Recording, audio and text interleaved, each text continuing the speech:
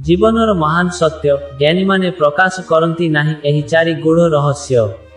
प्रिय बंधुगण, एही आख्यानटी को अत्यंत मनोयोग सह शुणंतु, कारण यह आपणक समग्र जीवन पाई एक मार्गदर्शक होई पारे। भलगप यूट्यूब परिवार रे आपणकु आंतरिक स्वागत। बहु पूर्वरु कलिंग नामक एक समृद्ध नगर थिला।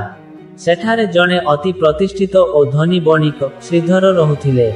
श्रीधरंको पाखरे कौनसी जिनिसर अभाव नथिला, तांकर समस्त सामग्री पूर्ण थिला। से निज व्यवसाय रे बहु बड़ बड़ सफलता अर्जन करथिले।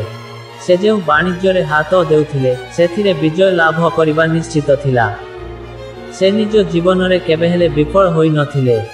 सेही धनी बणिक श्रीधर वर्तमान वृद्धावस्था रे उपनीत होइथिले। से अनुभव करुथिले जे तांको जीवनर शेष समय आसी जाइछि। तांको मृत्यु जे कोनोसी मुहूर्त रे होई पारे। से जानिथिले जे तांको पुओ निरंजन जने सरल एवं निरीह व्यक्ति थिला, जहांकु दुनियार व्यावहारिक ज्ञान विशेष जना नथिला। तेणु से निज पुओ को पाखकु डाकी कहिले, पुओ, मु मो बापांको ठारु चारोटी मूल्यवान उपदेश शिखिथिली एवं सेगुडीकु मो जीवन रे प्रयोग करिथिली। सेही नीतिगुड़िकर निष्ठापर पालन हेतु आज मु एते सफल एक सुखमय जीवन बिताउछि। सेही सिद्धांत गुड़िक जोगु आज मु एते प्रफुल्ल संतुष्ट और ऐश्वर्यवान। मोते केबे भी कौनसी रोग हेला नाही किंबा धनर अभाव हेला नाही।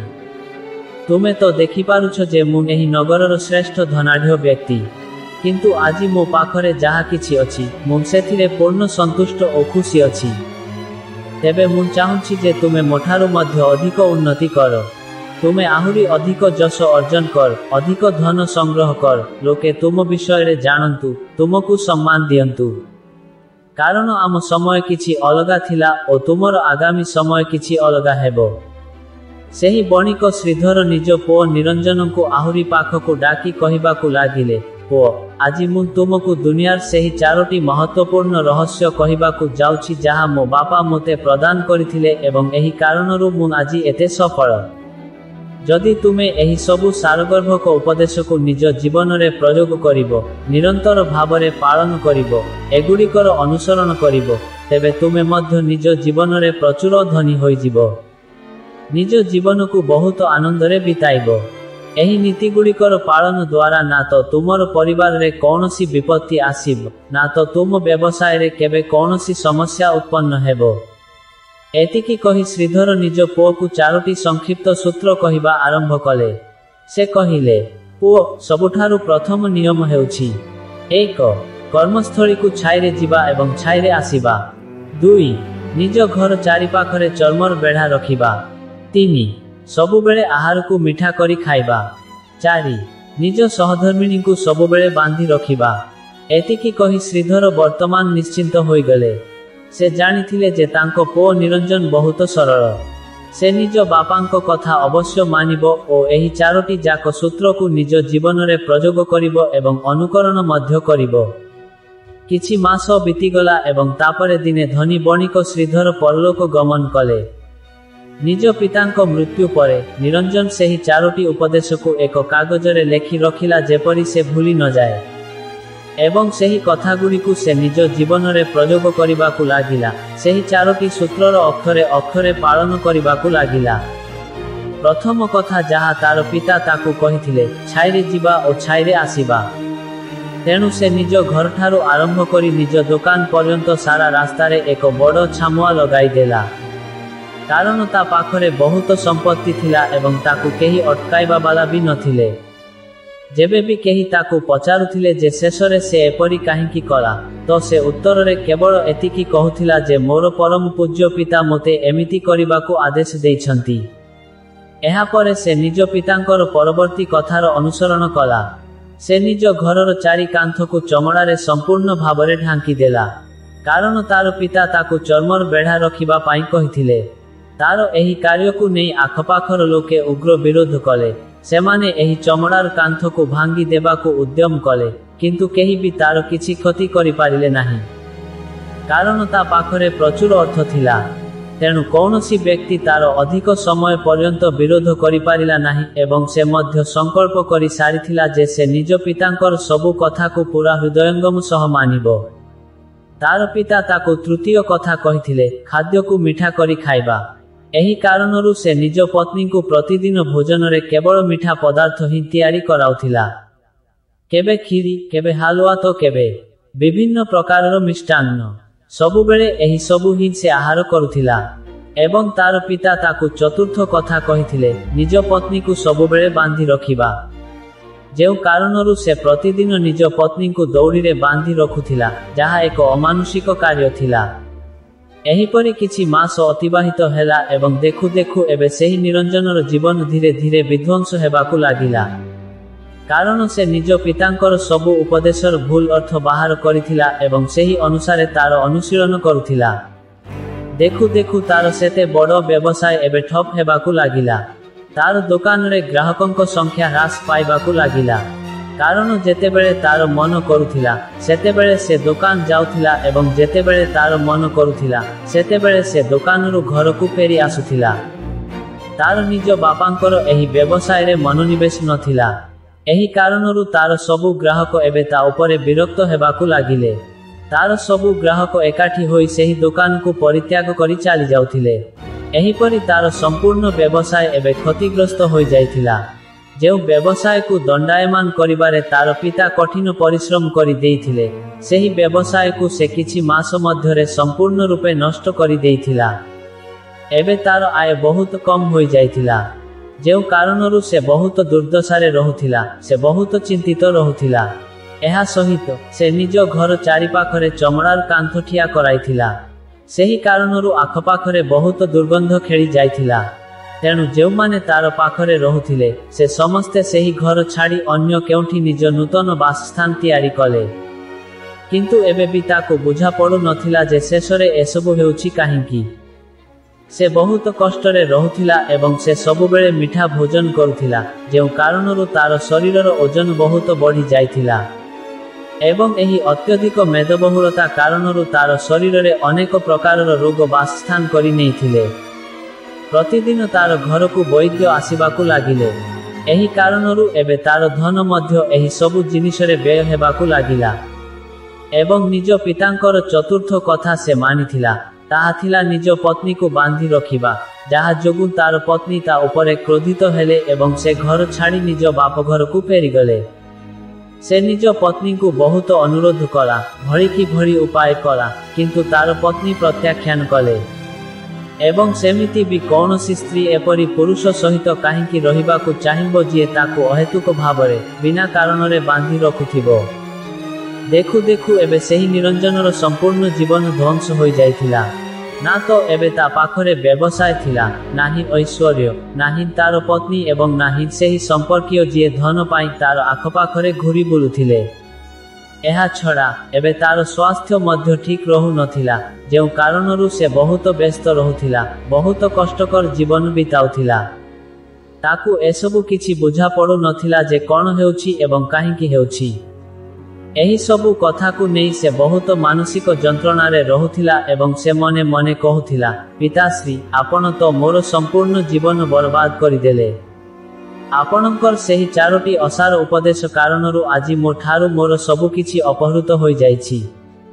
ना तो मो पाखरे व्यवसाय रहिला, ना धन संपद, ना हिंसेही संपर्कीय, ना मोर पत्नी, एपरिकी मोर सुस्थ शरीर मध्य मोर साथ छाड़ी देइछि। आपणक कारणरू आजि मोर पूरा जीवन विपर्यस्त होई जाइछि। जदि मु आपणकर सेही चारोटी कथा मानि नथांती, जदि मु सेगुड़िकु निज जीवन रे अनुसरण करि नथांती, तेबे आजि मु गोटिए प्रसन्नमय जीवन बंचुथांती। आपणकर एही चारोटी कथा उपरे चाली मोते कोन मिलिला? मु जणे आज्ञाबह पुत्र भली आपणकर सबु कथा भल भावरे मानिली, सेगुड़िको उपरे विश्वास कली, सेगुड़िकर अनुसरण कली। किंतु मुही मूर्खामी कली जे मु आपणकर सेही कथागुड़िक उपरे आखि बंद करी विश्वास करिदेली। एतिकी कही से आकुल भावरे कांदिबाकु लागिला। सन्थंक सह साक्षात एवं प्रकृत तत्व। तापरे दिने ताकु जना पड़िला जे तार पाख नगर पाटलिपुत्र रे जणे महान साधु आसिछंती एवं सेही साधु समस्तंक समस्यार यथार्थ समाधान करंती। जेउ भली समस्या हेउ ना काहिंकी से तार निराकरण अवश्य करंती। एहा सुनी से भाविला जे चाल थरे साक्षात करी देखे। ହୁଏତ ମୋର ସମସ୍ୟାର ସମାଧାନ ମଧ୍ୟ ମୋତେ ମିଳିଯିବ। ଏହି ଆଶା ଏବଂ ପ୍ରତ୍ୟାଶାରେ ସେ ସେହି ସାଧୁଙ୍କ ଆଶ୍ରମକୁ ଗଲା। ସେଠାରେ ପହଞ୍ଚି ସିଧା ତାଙ୍କ ଚରଣ ତଳେ ପଡ଼ିଗଲା ଓ ଜୋରରେ କାନ୍ଦିବାକୁ ଲାଗିଲା। ସେ କହିବାକୁ ଲାଗିଲା, ହେ ପରମ ପୂଜ୍ୟ ଗୁରୁବର, ଏବେ ଆପଣ ହିଁ ମୋତେ ରକ୍ଷା କରିପାରିବେ। ମୋ ବାପା ତ ମୋର ସମ୍ପୂର୍ଣ୍ଣ ଜୀବନ ଧ୍ୱଂସ କରି ରଖିଦେଲେ।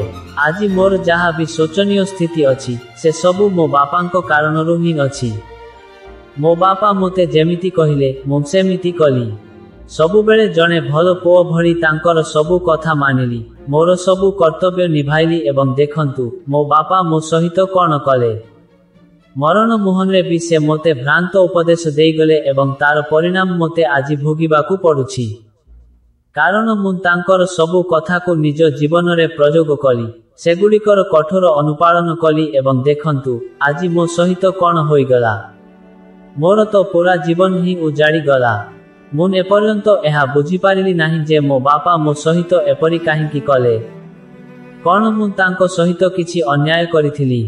ଏତିକି କହି ସେ ସେହି ସାଧୁଙ୍କ ସାମ୍ନାରେ ଆହୁରି ଜୋରରେ ବିଳାପ କରିବାକୁ ଲାଗିଲା। ସେତେବେଳେ ସେହି ସାଧୁ ମହାରାଜ ସେହି ବଣିକ ପୁଅକୁ କହିଲେ, ପୁଅ, ଶାନ୍ତ ହୁଅ।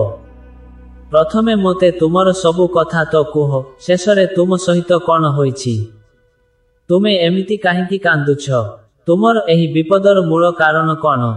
ସେହି ସାଧୁଙ୍କର ଏତିକି କହିବା ପରେ ସେହି ବଣିକ ପୁଅଟି ସେହି ଲିଖିତ ପର୍ଚ୍ଚା କାଗଜ ଖଣ୍ଡିକ ସାଧୁଙ୍କ ହାତରେ ରଖିଦେଲା, ଯାହାକୁ ସେ ନିଜ ପିତାଙ୍କ ମୃତ୍ୟୁ ପରେ ଲେଖି ରଖିଥିଲା, ଯେଉଁଥିରେ ସେ ନିଜ ପିତାଙ୍କର 4ଟି ସୂତ୍ର ଲେଖିଥିଲା।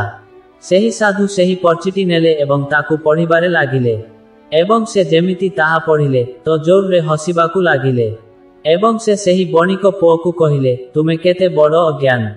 ତୁମର ପିତା ତ ତୁମକୁ ଦୁନିଆର ସର୍ବଶ୍ରେଷ୍ଠ ଜ୍ଞାନ ଦେଇଗଲେ, କିନ୍ତୁ ତୁମେ ତାକୁ ଅବଧାରଣ କରିପାରିଲ ନାହିଁ।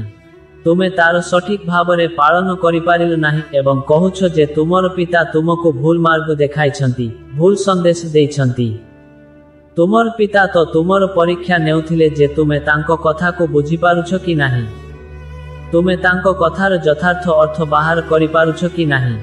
ଯଦି ସେ ଚାହିଁଥାନ୍ତେ, ତେବେ ତାର ଅର୍ଥ ତୁମକୁ ସ୍ପଷ୍ଟ ଭାବରେ କହିପାରିଥାନ୍ତେ, କିନ୍ତୁ ସେ ଚାହୁଁଥିଲେ ଯେ ତୁମେ ଏହି କଥାଗୁଡ଼ିକର ଅର୍ଥ ନିଜେ ଜାଣ, ନିଜେ ବୁଝ ଯେ ଏହି କଥାଗୁଡ଼ିକର କ'ଣ ନିହିତାର୍ଥ।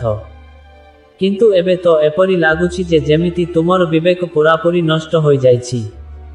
ତୁମଠାରୁ ବଡ଼ ମୂର୍ଖ ମୁଁ ଆଜି ପର୍ଯ୍ୟନ୍ତ ଦେଖି ନାହିଁ। ଯାହା ପାଖରେ ଦୁନିଆର ଏତେ ବଡ଼ ମାର୍ଗଦର୍ଶନ ଥାଉ, ସେ ଭଲା ଏତେ ବଡ଼ ମୂର୍ଖତା କିପରି କରିପାରିବ? ତୁମ ପାଖରେ କୌଣସି ବୌଦ୍ଧିକତା ନାହିଁ, ତୁମେ କୌଣସି ଜ୍ଞାନ ଅର୍ଜନ ହିଁ କରିନାହଁ।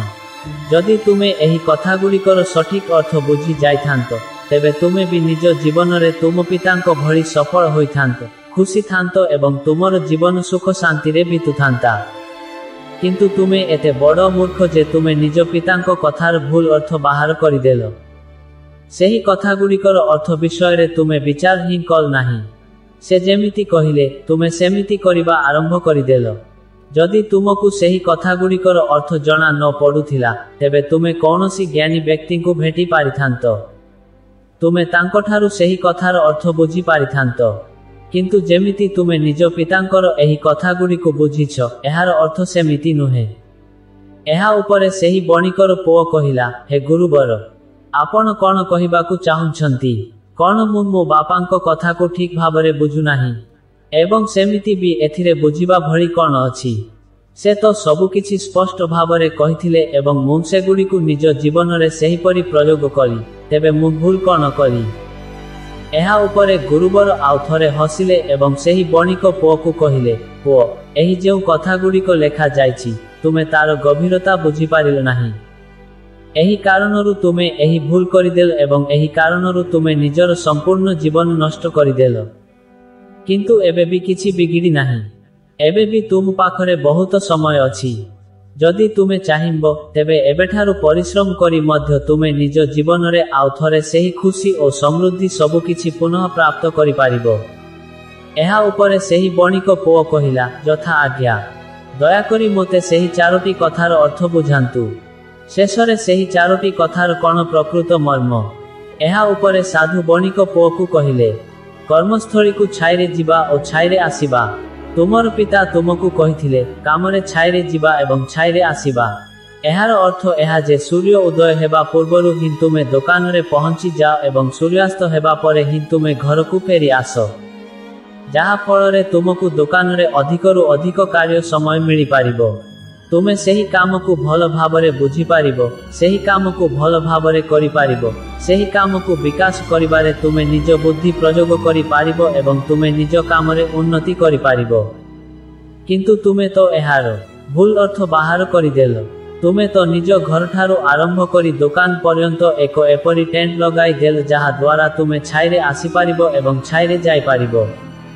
एबे तुमे ही कह कौन तुमे निज पितांकर एही कथा गुड़िकर सठिक अर्थ ग्रहण करिथिलो। एहा सुनी सेही बणिक पुओ जोर रे कांदिबाकु लागिला एवं कहिला, हे गुरुवर मोर ही त्रुटि थिला। मु निज पितांकर एही कथा गुड़िकर विपरीत अर्थ बाहर कली एवं एही कारणरु आजि मु संपूर्ण रूपे ध्वस्त होई जाइछि। मु ही सबुठारु बड़ मूर्ख थिली। मोर पिता तो मोते एते महत्वपूर्ण ज्ञान देले, किंतु मु सेही हीरा को पत्थर भाबी बसिली। आगकु सेही बणिक पुओ सेही गुरुवरंकु कहिला जे गुरुवर द्वितीय कथा कौन एवं तार अर्थ कौन। घर चारि पाखरे चर्मर बेढ़ा रखिबा। आगकु गुरुवर द्वितीय कथार अर्थ बुझाई कहिले चर्मर बेढ़ा कराइबा। एहार अर्थ एहा जे तुमे निज घरे कुकुर किंबा बिलेई पोष।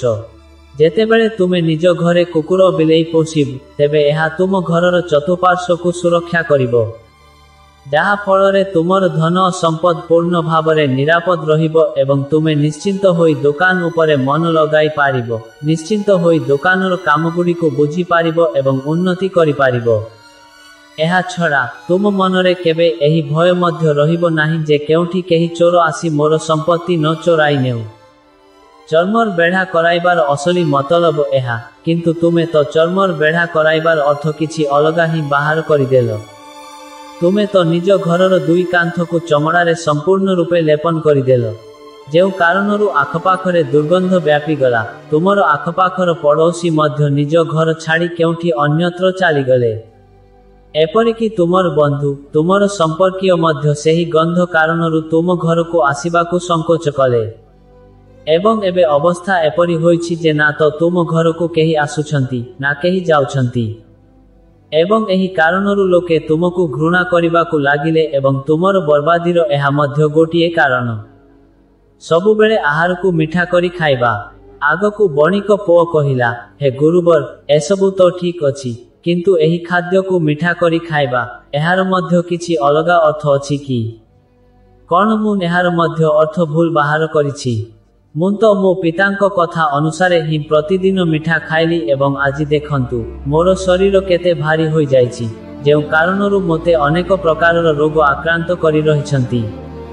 कौन मु एही कथा को मध्य भूल बुझुथिली? एहा उपरे सेही साधु सेही बणिक पुओ को कहिले, हां तुमे एही कथार मध्य भ्रमात्मक अर्थ ही बाहर करिछ। मिठा करी खाइबार अर्थ एहा जे जेतेबेले तुमको प्रबल भोक लागिबो सेतेबेले ही तुमको भोजन करिबाकु पड़िबो, ना ता पूर्वरु किंबा ना ता परे। अन्यथा जदि तुमको भोक न लागिथिबो ओ तुमको भोजन मिली जाए तेबे तुमे सेही भोजनर केबे कदर करिबो नाही। सेही रुटी तुमको केबे मिठा लागिबो नाही। तापरे चाहे सेही भोजन जेते भी स्वादिष्ट काहेकि न हेउ, चाहे भोजन जेते भी उत्कृष्ट काहेकि न हेउ, तुमे तार केबे कदर करि पारिबो नाही, तुमे तार सम्मान करि पारिबो नाही।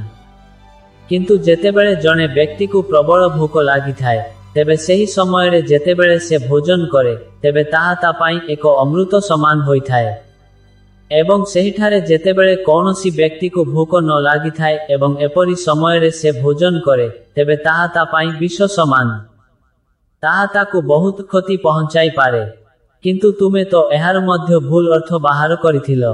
तुमे प्रतिदिन मिष्टान्न खाइबाकु लागिल, जेउ कारणरु तुमर ओजन बढ़िबाकु लागिला एवं एही कारणरु तुम शरीर रे अनेक रोग निज घर करि नेले एवं एहा तुमको मृत्युर द्वार देशकु नै जाउथिला।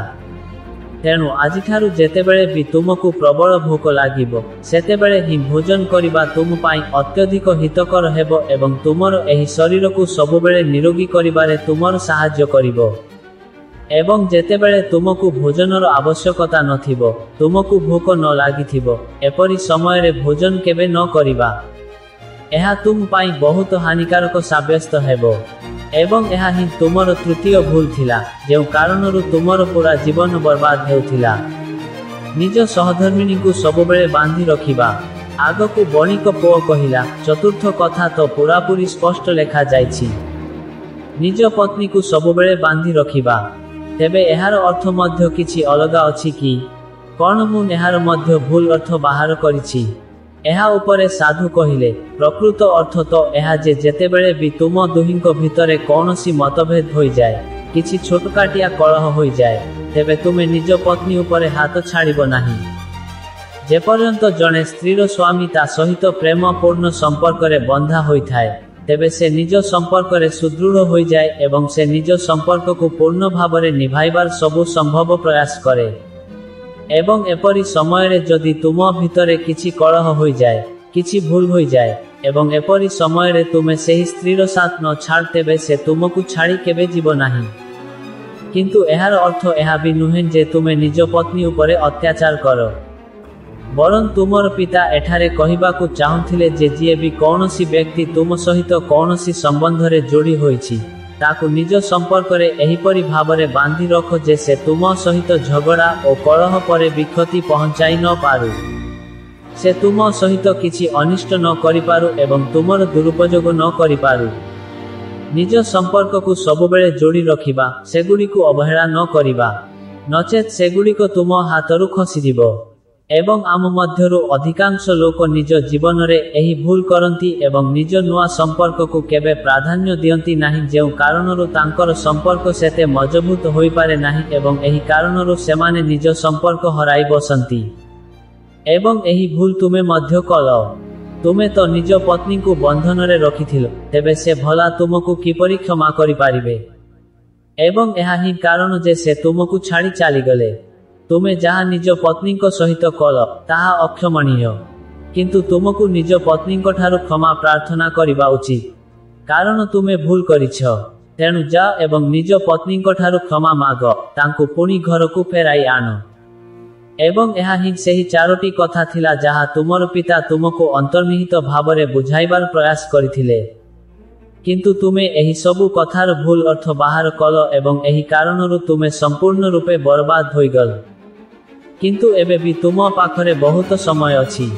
ଯଦି ତୁମେ ଏହି ସବୁ କଥାର ଯଥାର୍ଥ ଅନୁପାଳନ କର, ତେବେ ତୁମେ ନିଜ ଜୀବନରେ ଆଉ ଥରେ ସେହି ସବୁ କିଛି ହାସଲ କରିପାରିବ ଯାହା ତୁମେ ହରାଇଛ।